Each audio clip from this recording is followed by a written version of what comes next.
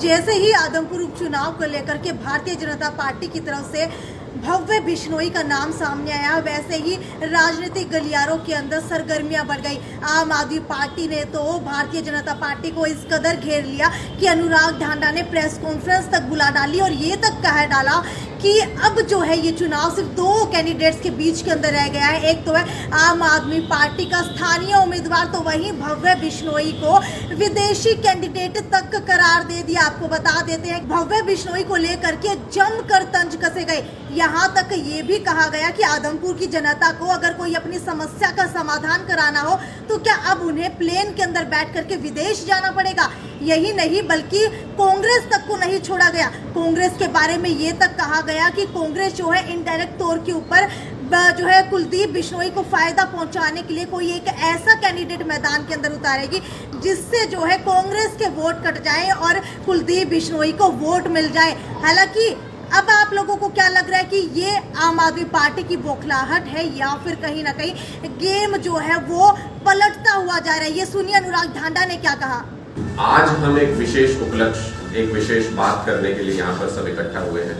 दो तरीके के रुझान जो देखने को मिल रहे हैं। एक कि आम आदमी पार्टी के अपना कैंडिडेट डिक्लेयर करते ही भारतीय जनता पार्टी की बौखलाहट और कांग्रेस की बौखलाहट खुल करके सामने आ गई, वो बिल्कुल पटल पे आ गई है। कांग्रेस के एक एक करके उम्मीदवार, जिन पे कांग्रेस को लग रहा था पहले संपत सिंह जी और फिर जयप्रकाश जी, एक एक करके पीछे हटना शुरू हो गए। सबने कहना शुरू कर दिया है कि हम चुनाव नहीं लड़ना चाहते, पार्टी हाईकमान किसी और को टिकट दे। तो ये साफ दिखाता है कि कांग्रेस को पता चल गया है कि वो मुकाबले में नहीं है और ये सीधा मुकाबला भारतीय जनता पार्टी और आम आदमी पार्टी के बीच है। और ये मुकाबला इसलिए भी अब और ज्यादा दिलचस्प हो गया क्योंकि भारतीय जनता पार्टी ने भव्य बिश्नोई को टिकट देने का फैसला आदमपुर से किया है। तो अब ये सीधा मुकाबला है दो लोगों के बीच में, एक आदमपुर का स्थानीय व्यक्ति, आदमपुर का रहने वाला व्यक्ति, और दूसरा जो अभी अभी चुनाव लड़ने के लिए एक दो महीना पहले ही विदेश से लैंड किए हैं विदेशी उम्मीदवार, जिनको हम कह सकते हैं आदमपुर में रहते नहीं है, आदमपुर में कभी कभार भ्रमण करने के लिए आते हैं, आदमपुर के गाँवों को, आदमपुर के लोगों के बीच में रहते नहीं, उनकी समस्याएं जानते नहीं, सुनते नहीं।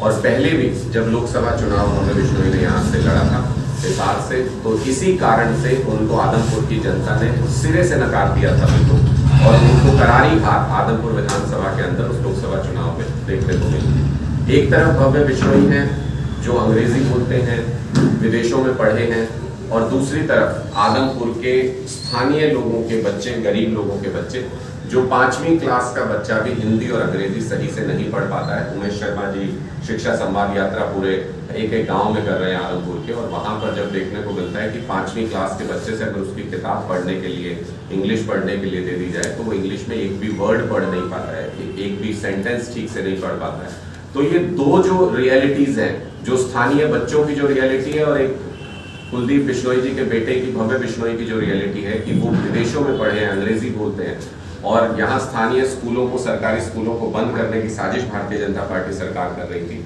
वहां पर शिक्षा व्यवस्था पूरी तरह से ठप है, वहां के बच्चे ठीक से हिंदी अंग्रेजी पढ़ नहीं पाते हैं। ये इन दो रियलिटीज के बीच में अब चुनाव बन गया है। लोग साफ तौर पर गांव में अब ये बोलने लगे हैं कि विदेशी उम्मीदवार स्वीकार नहीं होगा किसी भी हालत में आदमपुर को, और ऐसा उम्मीदवार उनको चाहिए जो उनके बीच का हो, जो उनके दुख दर्द को समझता हो, जो उनकी बात करता हो, जो उनके एक फोन करने पर आधी रात को भी अवेलेबल हो जाए, उपलब्ध हो जाए। कुलदीप बिश्नोई जी के बारे में ये कहते हैं आदमपुर के स्थानीय लोग कि अगर कोई समस्या, मान लीजिए गांव की कोई छोटी मोटी समस्या है, अगर वो अपने विधायक के पास उनको लेके जानी है तो 10-12 हज़ार रुपए खर्चा करना पड़ता है, गाड़ी करनी पड़ती है, 4-5 लोगों को साथ लेकर दिल्ली जाना पड़ता है उनसे मिलने के लिए। अब रियलिटी ये है कि अगर भव्य बिश्नोई विधायक बन जाए आदमपुर में तो क्या होगा, तो उनके लिए प्लेन की टिकट लेनी पड़ेगी, विदेश जाना पड़ेगा आदमपुर के लोगों को अपने गांव की समस्या बताने के लिए। इसलिए ये चुनाव अब स्थानीय बनाम विदेशी उम्मीदवार हो गया है। स्थानीय उम्मीदवार ऐसा चाहिए जो लोगों के बीच रहता हो, लोगों की बात सुनता हो, लोगों के फोन उठाता हो, लोगों के काम करने के लिए सुख दुख में हमेशा तैयार रहता हो।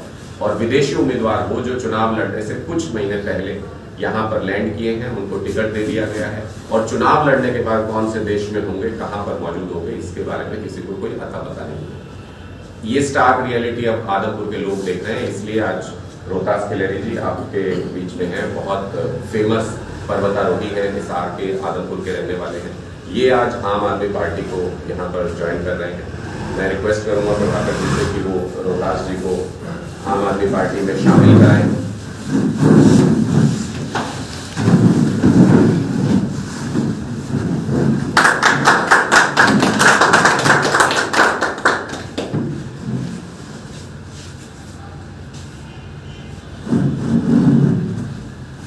बहुत बहुत शुभकामनाएं रोहतास जी। आपने क्या सोच करके आम आदमी पार्टी में ज्वाइन किया? आम आदमी पार्टी सर एक तो बड़े भाई साहब है सिकंदर जी वो बड़ी नोड़ी गांव से आते हैं, पड़ोसी गांव से है, तो भाईचारा है 7-8 साल से। और दूसरा जो दिल्ली का मैंने मॉडल देखा है, तो स्कूल कॉलेज वगैरह देखा है, तो शिक्षा के आधार पे भी मैंने आम आदमी पार्टी। खेलों के नाम पे कांग्रेस भी कहती है कि हमने खेलों को बढ़ावा दिया, आजकल बीजेपी भी कह रही है, तो फिर वो चॉइसेस क्यों नहीं थी? ये सिर्फ सिकंदर सिंह को देख करके ही आगे?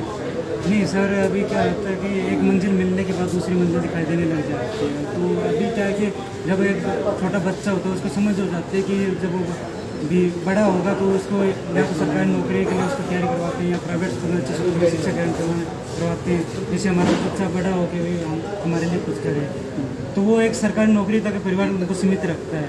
तो कोई भी फैमिली ये नहीं चाहती कि हमारा बच्चा बड़ा होकर भी हमारा नाम रोशन करे, कुछ अलग से करे। तो अब फिर धीरे धीरे क्या कि नीतियाँ बदल रही है, चीज़ें बदल रही है, आज की जो यूथ है वो मोटिवेटेड है। तो इसलिए फिर उसी आधार पर शिक्षा के आधार पर फिर मैंने भी सोचा कि मैं यूथ को मोटिवेट कर रहा हूँ मॉडर्न फील्ड के आधार पर। तो मैंने सोचा कि क्यों ना मैं एक पार्टी के साथ मिलकर मैं जो उनका शिक्षा मॉडल उसके आधार पर मैं भी यूथ को और मोटिवेट कर पाऊँ एक सिस्टम। आगे खेलों को लेकर के क्या सोचा? खेलों को लेकर सर कि बीजेपी गवर्नमेंट में इतना सपोर्ट नहीं मिल पाया है, और कांग्रेस गवर्नमेंट जो खिलाड़ी को अच्छा प्रोत्साहन मिला था। तो भी वही उम्मीद है आम आदमी पार्टी में है। तो आम आदमी पार्टी से अगर सिस्टम में रहेंगे तो हम नीतियाँ लेके आएंगे, यूथ को हम सपोर्ट कर पाएंगे। आज के टाइम में आदमपुर हल्के साइड में 53-54 गाँव आते हैं, तो इस साइड का यूथ है वो क्या कि नशे की तरफ जा रहा है, उनका ड्राइव हो रहे हैं। तो उनको क्या है कि अगर उनको अच्छी शिक्षा मिलेगी, अच्छे स्कूलों में पढ़ेंगे, तो उससे क्या है कि हम उन चीज़ को ड्राइव कर सकते हैं, खेलों में उनको ड्राइव कर सकते हैं, जिससे भी आदमपुर हल्का खराब होने से बच सकते हैं। रोहतास कुछ समय पहले आप ब्रिजेंद्र सिंह के कार्यक्रम में भी नजर आए थे, आज आपने आम आदमी पार्टी का दामन थाम लिया है, तो क्या चल रहा है? ब्रिजेंद्र सिंह के प्रोग्राम में इसलिए शामिल हुए थे क्योंकि मैं दूसरी कंट्री में क्लाइंबिंग के लिए जा रहा था। जो ब्रिजेंद्र सिंह के फादर साहब वीरेंद्र सिंह, उनके साथ फ्लैग ऑफ करना था, तो फ्लैग ऑफ के लिए हम मिले थे। तो ब्रिजेंद्र जी MP साहब के साथ अच्छे रिलेशन, तो भाईचारे के नाते से हम मिले थे। उमेश जी, आम आदमी पार्टी हमेशा शिक्षा के मुद्दे के ऊपर चुनाव लड़ती आई, और शायद आपने हिसार हल्के के अंदर शिक्षा को लेकर के सबसे ज़्यादा बेहतरीन कार्य किया है, तो आपकी टिकट किस वजह से काट दी गई? हम देखिए, मुद्दा जो है ना वो शिक्षा है, टिकट बड़ा मुद्दा नहीं है। हम लोग जो शिक्षा संवाद यात्रा भी कर रहे हैं और पिछले 10 साल से जो काम कर रहे हैं, वो बच्चों की मदद के लिए, बच्चे आगे बढ़ पाएँ, वो मुद्दा है। मेन चीज़ क्या है मैम कि पिछले 10 साल से जो मैंने काम किया, जो मैंने देखा, उसमें एक ही चीज़ समझ में आई कि सामाजिक लड़ाई नहीं हो सकती। सामाजिक तौर पे हम लोग कितने बच्चों की हेल्प कर पाएंगे, 1000 की, 2000 की, 3000 की, लेकिन हरियाणा के अंदर 25 लाख बच्चे हैं और ये चुनाव जो है वो 25 लाख बच्चों का। तो जो मैंने देखा, जैसे हम लोग 25 गाँव में गए, वहाँ पर हम लोग यात्रा निकाली। यात्रा में मैंने देखा सर, हर गाँव के अंदर 30 बच्चे अगर क्लास के अंदर है 5वीं के अंदर, तो 30 में से 30 बच्चे 5वीं की किताब नहीं पढ़ता। मेजोरिटी जो बच्चे हैं वो 5वीं का बच्चा पहली की किताब नहीं पढ़ता। अगर हमारा बच्चा 5वीं का बच्चा पहली की किताब नहीं पढ़ पाएगा तो हम लोग कैसा भारत बनाएंगे? उस विकास का क्या फ़ायदा? आप एक मतलब ग्रेनाइट की सड़क बना दीजिए, ठीक है, बेहतरीन बना दीजिए, लेकिन अगर बच्चा पढ़ नहीं पाएगा, नशे का शिकार होगा, तो फिर वो कहाँ जाएगा? वो नाली में ही गिरेगा। तो अब की बार जो आदमपुर का जो चुनाव है वो सिर्फ और सिर्फ शिक्षा के मुद्दे पे होगा। बच्चों की जो लड़ाई है वो आम आदमी पार्टी पूरे तरीके से लड़ेगी और ये मुद्दा स्थापित होगा। अगर आदमपुर में ये मुद्दा स्थापित हुआ तो पूरे हरियाणा, पूरे देश में ये बात जाएगी। श्याम जी पोटैटो चिप्स, वो भी कई सारे डिलीशियस फ्लेवर्स के साथ। बस खाते जाओ और खाते ही जाओ। श्याम जी के डिलीशियस एंड टेस्ट। अपना सामान MRP पर नहीं, डिस्काउंट पर लो। और हिसार में डिस्काउंट कहाँ मिल रहा है ये जानो saletrending.com पर। Visit saletrending.com। पहले कंपेयर करो फिर शॉप।